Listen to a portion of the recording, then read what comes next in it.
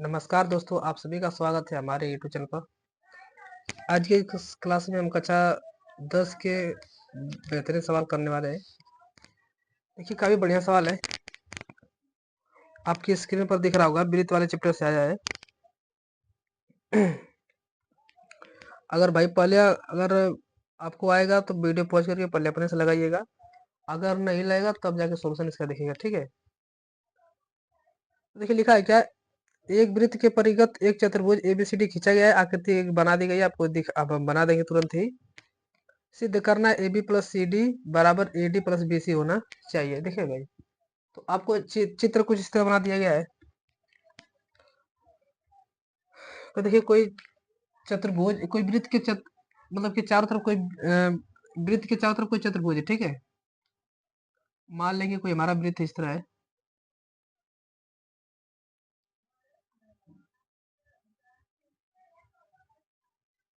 ठीक है। अगर ये वृत्त है, इसके चारों तरफ मैं क्या खींचा हूँ, एक वृत्त खींचा, एक आयत खींचा हूँ, ठीक है। तो इसके चारों तरफ आयत बना दिए भाई। एक आयत यहाँ पर, एक और एक आयत यहाँ पर, एक आयत इस तरह और एक आयत इस तरह। मतलब हालांकि चित्र थोड़ा सा डायल बनेगा, लेकिन आप लोग थोड़ा सा मैनेज कर लीजिएगा। इसी तरह कुछ चित्र बना दिया गया है, ठीक है। मैं इसको हटा दे रहा हूँ।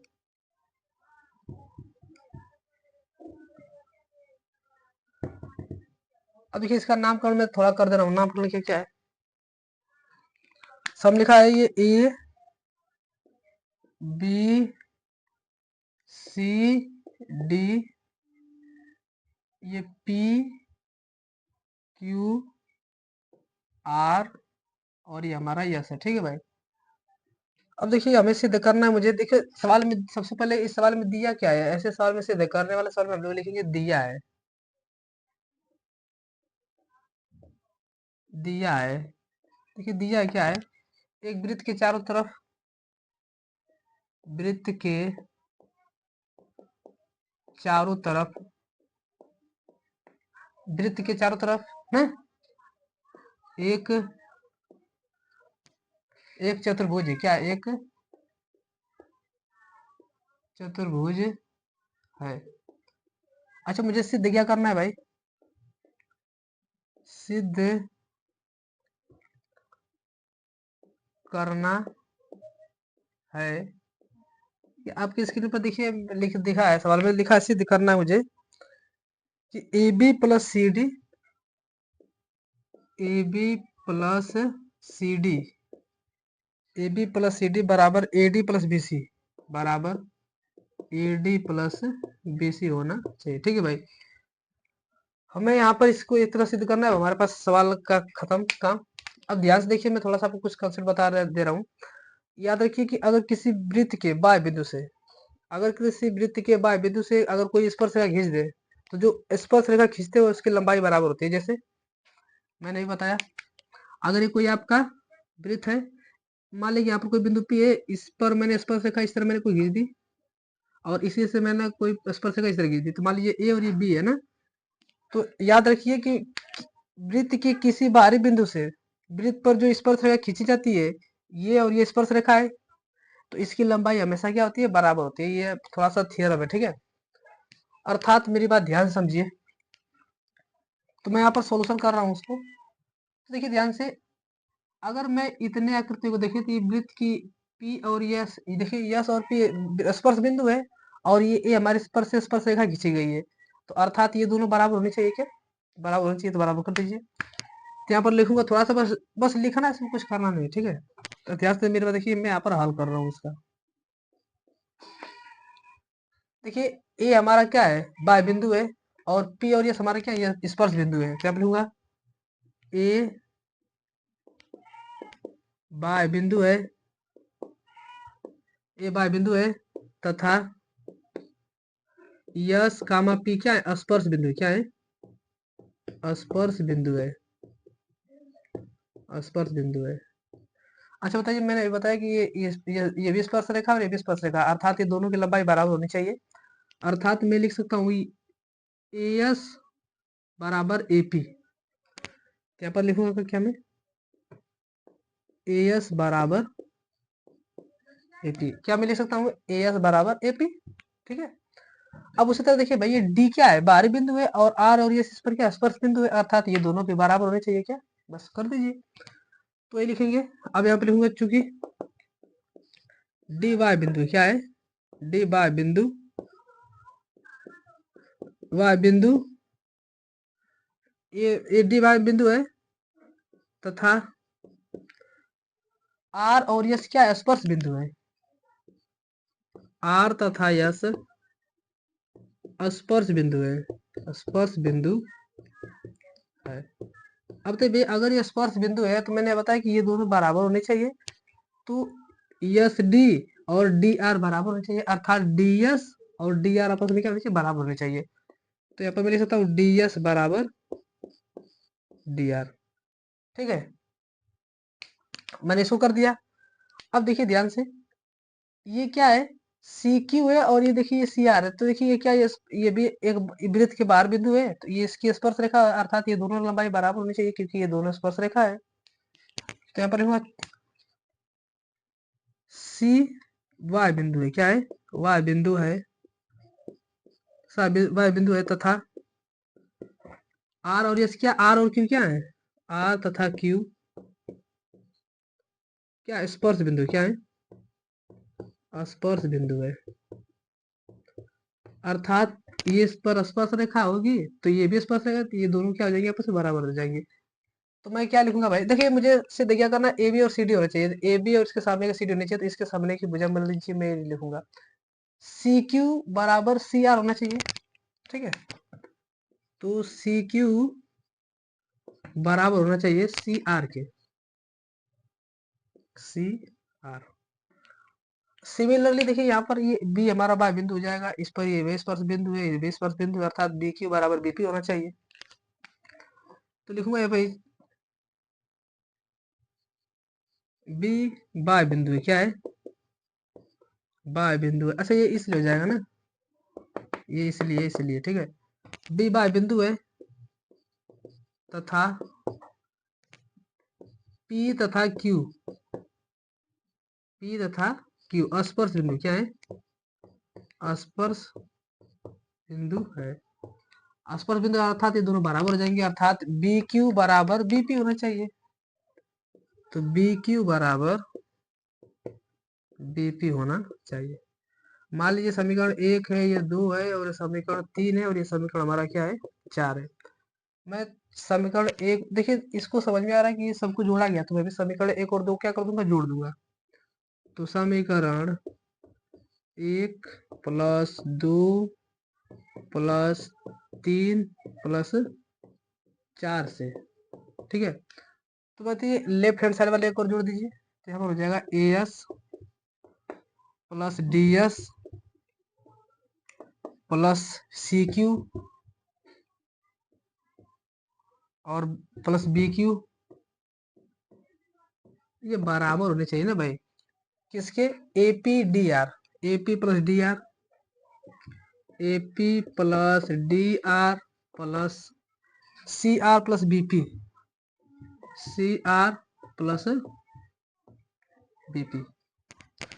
अब देखिए ध्यान से, मुझे लाना है यहाँ पर ए बी लाना है, तो ए बी ये रही, तो पी, अच्छा ए बी कहाँ पर है, कोई बात नहीं, ए डी है ना, तो चलो देखिए यहाँ पर ए डी और बी सी लाना है, तो ए एस और डी एस, देखिए ध्यान से ए एस और डी एस जोड़ दूंगा तो हमारा ए डी मिलेगा क्या, ध्यान से देखिए, ए एस और डी एस जोड़ दे, देखिए ए एस और डी एस दोनों को जोड़ देंगे तो हमारा ए डी हो जाएगा क्या, तो मैं इसकी जगह मतलब इस दोनों को मिलाकर क्या लिख सकता हूँ भाई, ए डी लिख सकता हूँ क्या, प्लस ये C Q plus B Q कहाँ पर है, देखा ये रहा सी क्यू और ये बी क्यू, अगर दोनों को जोड़ूंगा तो यहाँ पर क्या हो जाएगा, बी सी बी हो जाएगा क्या, चाहे बी सी हो जाएगा, एक बतिया है, तो यहाँ पर हो जाएगा हमारा, इन दोनों को जोड़ने पर हमारा आ जाएगा बी सी बराबर, थोड़ा सा मैं नीचे ले, कोई बात नहीं। तो एपी और डी आर देखिए कहाँ पर है, AP plus D are, AP plus D are. अच्छा अब देखिए ध्यान से, एपी और बीपी जोड़ देंगे तो हमारा एपी मिलना चाहिए, तो एपी और ये बीपी इन दोनों को मैं साथ में जोड़ दूं, इसको मैं अगर साथ जोड़ूंगा तो AP plus BP, AP plus BP हमारा पूरा इन दोनों को मिलाने पर क्या हो जाएगा, हमारा एपी हो जाएगा plus D R plus C R कहाँ पर दिखाई भाई, D R plus C R, अगर दोनों को जोड़ दूंगा तो यहाँ पर क्या मिलेगा, सी डी मिलेगा, तो मिलेगा सी डी। अब देखिए भाई जो मुझे लाना था मैं तो ला चुका हूँ, तो या फिर मैं इसको ये भी तो लिख सकता हूँ, A B plus C D बराबर होना चाहिए ए डी है प्लस बी सी के। काफी बेहतरीन सवाल है और बहुत बार पेपर में आए, ठीक है, मस्त सवाल है, ठीक है, और इस बार भी हाई प्रोबेबिलिटी है कि सवाल आ सकते हैं, ठीक है, काफी बेहतरीन सवाल है। अगर वीडियो अच्छा लगे तो इसे लाइक शेयर सब्सक्राइब जरूर कीजिए। धन्यवाद।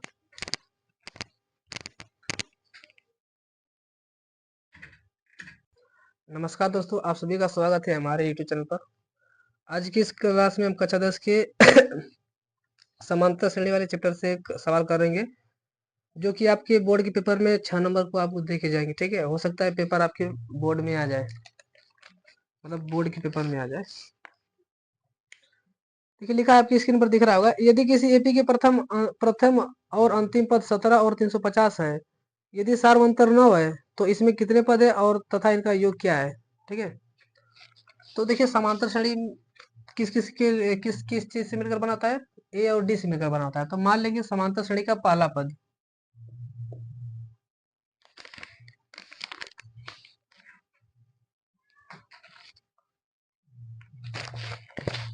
तो माना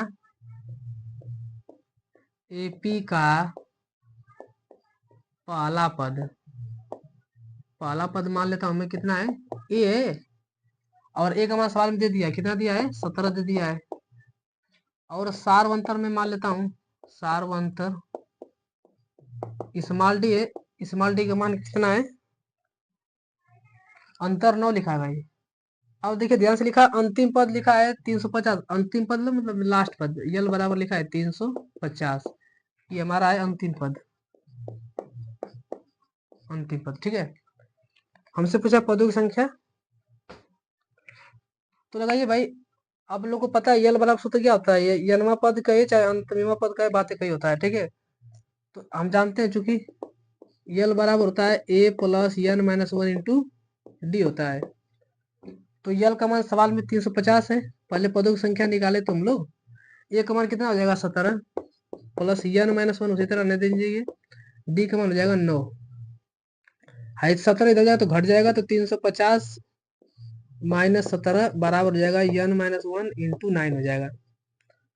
350 में 17 घटा देंगे तो क्या मिलेगा, 333 बराबर हो जाएगा एन माइनस 1 इंटू 9, 9 से काट दीजिए, 9 तिरिक 27, 6 बचेगा, 9 7 63, तो ये 37 हो जाएगा बराबर एन माइनस 1, माइनस 1 इधर जाएगा तो क्या हो जाएगा, प्लस 1 हो जाएगा, तो 37 और कितना हो जाएगा 38, तो एन बराबर मुझे मिल जाएगा 38 पद। इसमें कितने पद है भाई, अर्थात हमें एक आंसर मिल गया, ठीक है, पदों की संख्या कितनी मिल गई, 38 है, और हमसे सवाल में ये भी तो पूछा है कि उसका योग ज्ञात करना है, तो अब सवाल लगाइए।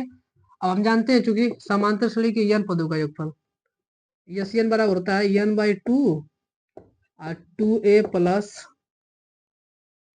एन माइनस 1 इंटू डी होता है, ये समांतर श्रेणी के एन पदों का योगफल है।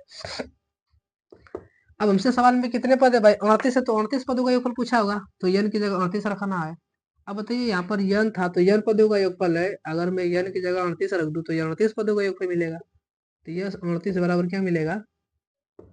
और अच्छा एक काम करिए ना, एक थे समांतर श्रेणी का एक ये भी सूत्र होता है, आप अगर ये थोड़ा सा बड़ा लगे तो आप ये भी फॉर्मूला लगा सकते हैं, क्योंकि मुझे पहला और अंतिम पद पता है, तो मैं ये भी लिख सकता हूँ ए प्लस एल, सवाल के आंसर में कोई प्रभाव नहीं पड़ेगा, उस तरह भी आंसर आएगा, इस तरह भी आंसर आ जाएगा, इस तरह बल्कि आपका जल्दी आ जाएगा। तो एन बाई 2 हो जाएगा, मतलब 38/2, ए का मान कितना हो जाएगा 17, और एल का मान हो जाएगा 350, तो 38 का आधा हो जाएगा 19, और 17 और 50 जोड़ो भाई, 7 5 1 6 हो जाएगा, 367 हो जाएगा, तो 19 में 67 को गुणा कर देंगे, तो 19 7 133 को 3 हासिल 13, 19 6 114, 114 होते कितना मिलेगा, 4 3 7 2, 127 को 7 हासिल 12, 19 3 57, 57 बार कितना मिलेगा मुझे, 7 2 9 5 1 6, तो 6973 इज द राइट आंसर। तो उसके 38 पदों का योगफल देखिए, पहली बात तो उसमें 38 पद है और 38 पदों का योगफल क्या मिलेगा मुझे, 6973। ठीक है, सही है, ठीक है, काफी बढ़िया। देखिए ये सवाल बहुत बहुत बड़ा भी नहीं है, लेकिन ये आया था 2025 की 24 में एक बार आया था, 6 नंबर देकर गया था। ठीक है, अगर वीडियो लगे अच्छा तो इसे लाइक जरूर कीजिए। धन्यवाद।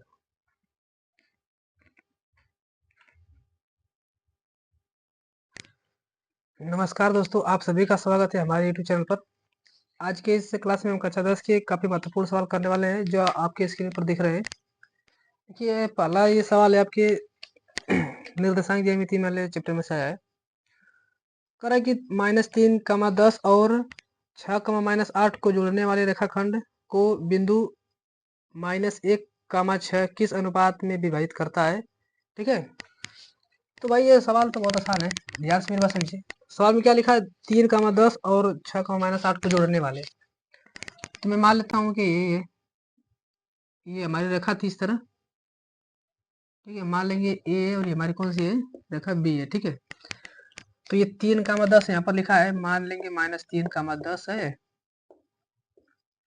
और लिखा है 6, -8 लिखा है, 6, -8 लिखा है। ठीक है, को किस और इन्हीं बिंदु को काटने वाला कोई बिंदु है, इनके बीच में कोई बिंदु मान लेंगे। तो इनके बीच में मान लेंगे बिंदु हमारा ये पी है। ठीक है, ये हमारा क्या है, पी है, काट रहा है। तो किस बिंदु पर काट रहे हैं, को बिंदु 1, 6 क्या लिखा है सवाल में, -1, 6 किस अनुपात में विभाजित करता है। तो मान लेंगे ये लेमडा रेशियो 1 में विभाजित करता है। ठीक है, ध्यान से मेरी बात समझिए, जो ए बी रेखा है उसको पी किस अनुपात में विभाजित करता है, तो मान लेते हैं लेमडा रेशियो 1 के अनुपात में विभाजित करता है। आप m1 m2 भी मान लेंगे तो सवाल लग जाएगा, हालांकि उससे कोई दिक्कत नहीं है। लेमडा मानने का मतलब ये है कि आप सवाल एक ही बार में लगा लेंगे। ठीक, तो अब बताइए, ये दो रेखाओं को एक अंत बिंदु पर कोई रेखा काटे, कोई बिंदु काटे, तो अंत विभाजन का सूत्र क्या होता है, मेरी बात ध्यान समझिए। तो ये जो अंत विभाजन, जो पी का निर्देशांक मैं यहाँ पर लिख रहा हूँ, ध्यान से मेरी बात समझिए। तो जो पी का निर्देशांक होगा, जब भी कोई रेखा काटती है, जब भी कोई रेखा कोई बिंदु भी अंत विभाजन करता है, अंदर की ओर काटता है, तो उसका सूत्र होता है m1x2 प्लस m2x1 ये बटे में m1 प्लस m2 कामा m2y1 m1y2 प्लस m2y1 बटा में m1 प्लस m2। ठीक है, ये सूत्र होता है अंत विभाजन का सूत्र है, मैं यहाँ पर लिख रहा हूँ, ये अंत विभाजन का सूत्र है। ठीक है, अंत विभाजन का ये सूत्र है। ठीक है, अगर यही बाहरी काटता तो हम लोग प्लस की जगह माइनस कर देते। ठीक है, तो पी का निर्देशांक सवाल में तो लिख दिया है -1, 6 बराबर,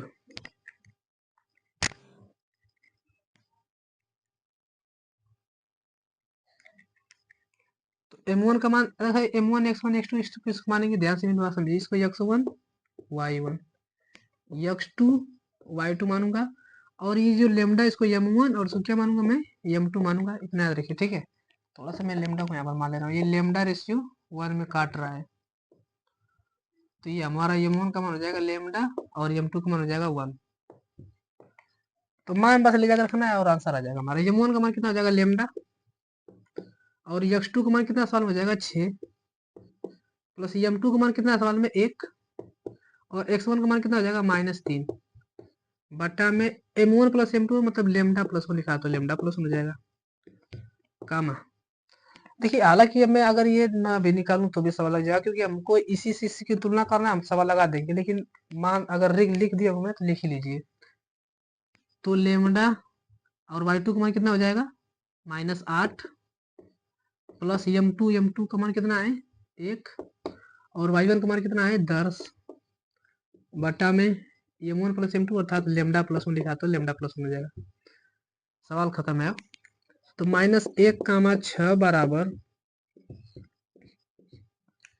ठीक है, 6 में लेमडा गुणा करूंगा तो 6 लेमडा आ जाएगा, और -3 का 1 में गुणा करूंगा -3 हो जाएगा, बटा में लेमडा प्लस में लिखा तो लेमडा प्लस 1 हो जाएगा, बराबर, अरे बराबर करो कॉमा 8 का लेमडा में गुणा करूंगा तो -8 लेमडा हो जाएगा, और 10 का 1 में गुणा करूंगा तो यहाँ पर मिलेगा 10 एकम 10, और बटा में लेमडा प्लस 1 मिलेगा तो लेमडा प्लस 1 है।